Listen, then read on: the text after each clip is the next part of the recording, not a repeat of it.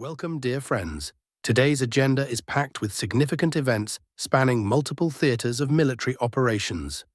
We'll go through everything in order, starting with the line of contact in Ukraine, then moving on to the situation in the Middle East.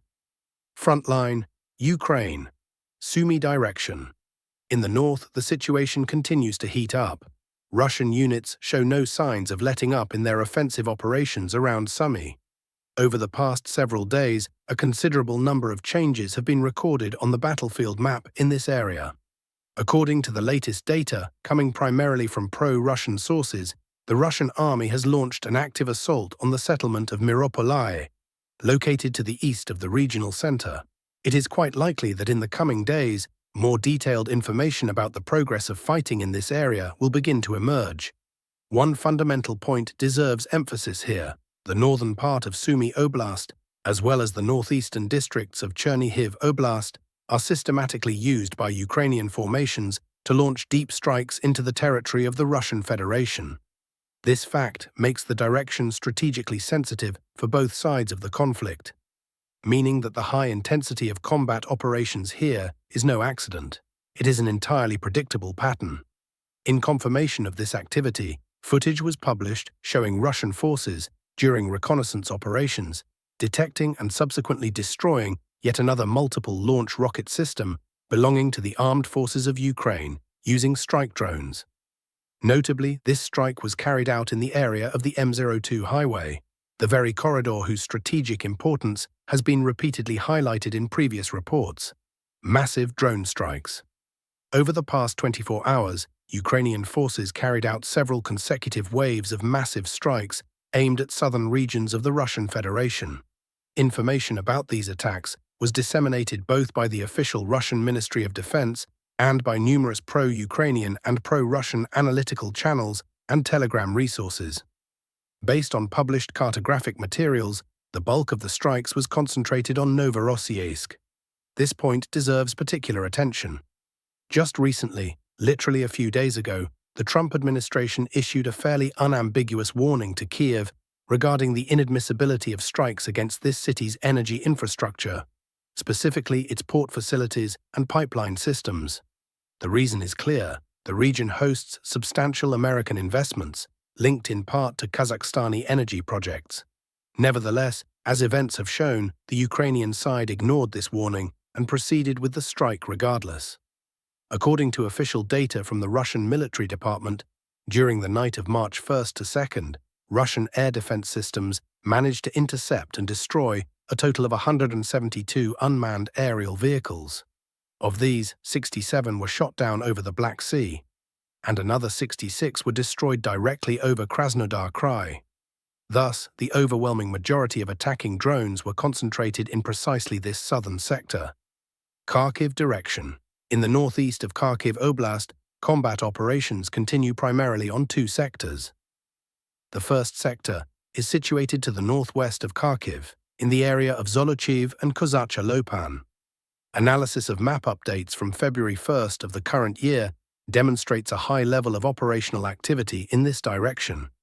Russian units are conducting not only offensive but also active reconnaissance operations. A significant number of video recordings documenting strikes against energy infrastructure facilities using loitering munitions of the Geran type have also appeared in open sources. At the same time, no sustained or confirmed advance has been noted in this sector so far. Although a number of sources reported that Russian fighters managed to enter the settlement of Vetrinan, this information has not received official confirmation from either side of the conflict. The second sector is located further east, in the northeastern part of Kharkiv Oblast. Here, the picture looks fundamentally different. Today, the Russian Ministry of Defense, together with the Nord troop grouping, confirmed significant advances in the area of the settlement of Krylo. Based on the official report from the military department, corresponding corrections are being made to the battle map. It is worth dwelling in more detail on the strategic significance of the Kharkiv-Sumy direction as a whole. In all likelihood, during the upcoming spring and summer military campaigns, this particular sector of the front will become one of the top priorities for Russian command.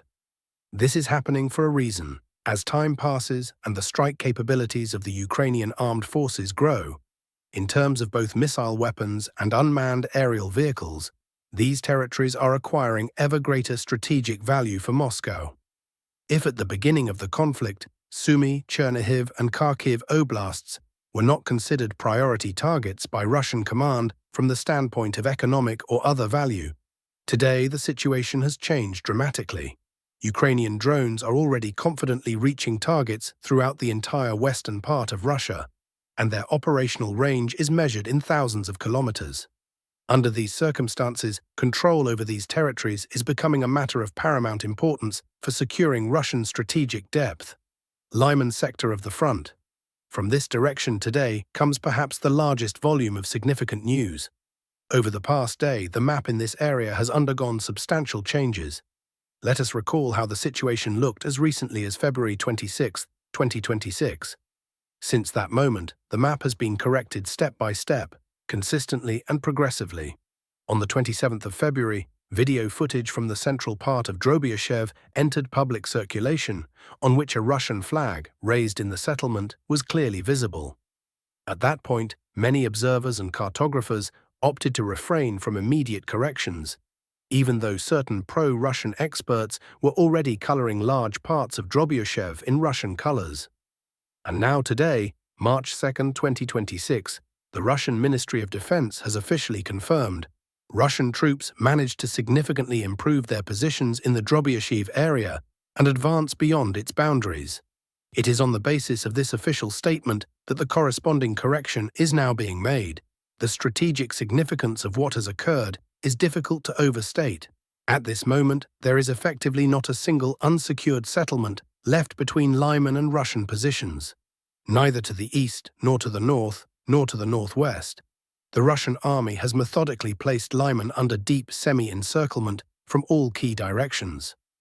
In the near term, the beginning of the final phase of the city's assault should be expected, with strikes coming from at least 3 directions simultaneously, from the west, north, and east. At the same time, there is a possibility that before the direct assault begins, Russian units will attempt to push southward from Zaporizhzhia in order to physically cut off the last remaining supply routes through which Ukrainian forces sustain the garrison in Lyman. Only once the city's defenders find their logistics fully blocked will the decisive battle for this settlement unfold. In any case, all of this will take place within the framework of the spring military campaign. East Slavic direction, east of Lyman, in the area of the settlement of Kaliniki, a significant improvement in Russian army positions is also being recorded. Today, the Russian Ministry of Defense reported advances in the area of Reznikivka. Based on this report, a corresponding correction is being made to the map. It is worth recalling that the first reports of combat operations for Reznikivka appeared back in approximately mid-February. At that time, the chief of the General Staff of the Russian Army spoke of a possible imminent breakthrough of Ukrainian defenses. Roughly 14 days passed, and the breakthrough did indeed come to pass. At present, combat operations are gradually shifting to the next settlement, Kaliniki, located to the west of Reznikivka. This line is notable in that it represents a well-fortified position. The settlement itself is surrounded by an extensive network of strongpoints, to the southwest, west, north, and northeast. Russian units still face the prospect of hard fighting for each of these strongpoints. Nevertheless, from a strategic perspective, after the fall of Kaliniki, the Russian army will find itself with what amounts to a clear path westward, all the way to the settlement of Mykolaiivka. In all likelihood, by the time the fighting for Kaliniki concludes, Russian troops plan to have also reached the southern and southwestern outskirts of Oleksandrivka. This will allow an offensive to be launched from 3 directions, westward and northwestward, toward Mykolaiivka and the Slovianska power station, Konstantinovka direction. At this sector, there is a small but telling correction on the eastern outskirts of the city. Recall that following the destruction of a dam, Russian units transitioned to an active assault on the southern outskirts of Konstantinovka. However, nearly 2 weeks have now passed since the start of the assault operations, and during this time the army has managed only to consolidate along the city's perimeter without penetrating deep into the settlement. The pace of advance here remains slow. Zaporizhzhia direction.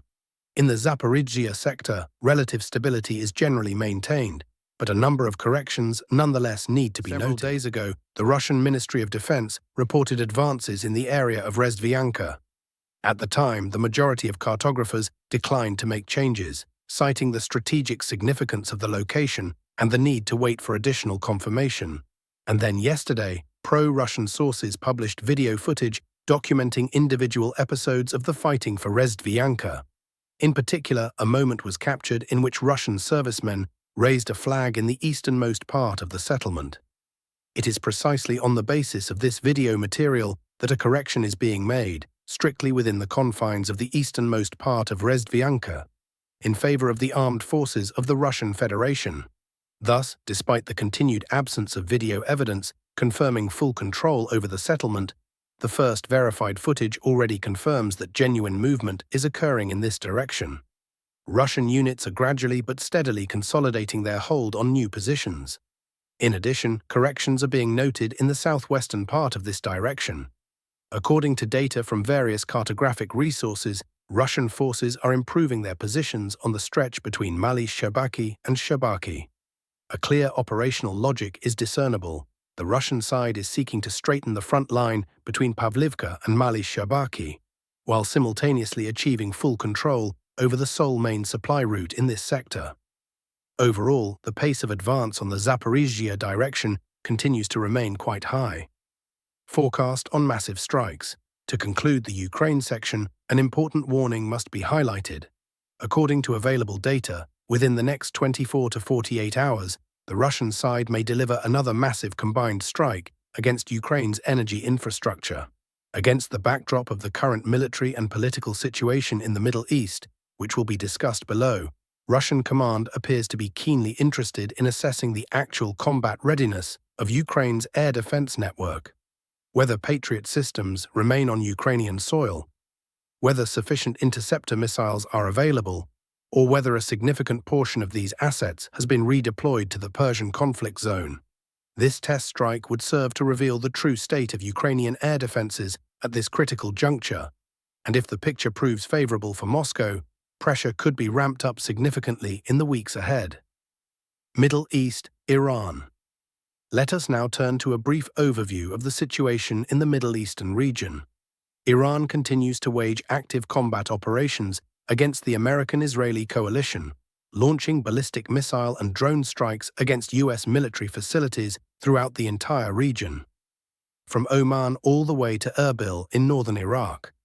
The coalition, in turn, is delivering retaliatory strikes primarily against western Iran and Tehran. The conflict has seen the first confirmed casualties among American servicemen. The deaths of 4 soldiers have been officially acknowledged, along with the destruction of several F-15 and F-16 aircraft, as a result of friendly fire from a Kuwaiti air defense system. Iran is systematically blockading the Persian Gulf. According to available information, around 150 tankers are unable to leave the waters of the Gulf. Strikes are being delivered against the oil production infrastructure of regional states. Attacks on the oil refinery at Ras Tanura on the eastern coast of Saudi Arabia, one of the largest in the world, have been confirmed. A number of countries have already announced the suspension of LNG production in response to the strikes. Against this backdrop, gas prices in Europe have climbed by approximately 30%, while Russian equities in the oil and gas sector are demonstrating notable gains. Despite the death of Supreme Leader Khamenei in the opening hours of the conflict, Iran has preserved its chain of command. Ayatollah Arafi has been appointed as the new spiritual leader. Iran's leadership continues its military operations, rejecting proposals for immediate negotiations. The coalition, meanwhile, is expanding. The United Kingdom has declared a possible intention to join the operation, and similar statements are being heard from Berlin.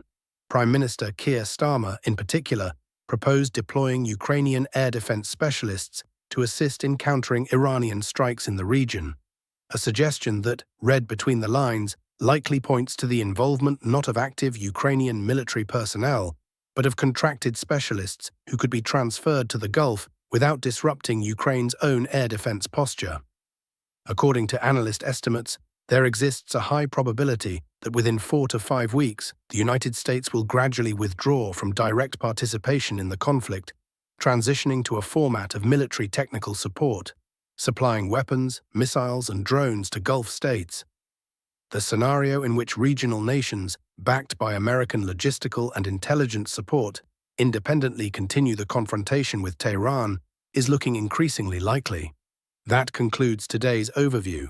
Thank you for watching. Subscribe to the channel, leave your likes, and stay with us, as many more important events lie ahead. All the best to you.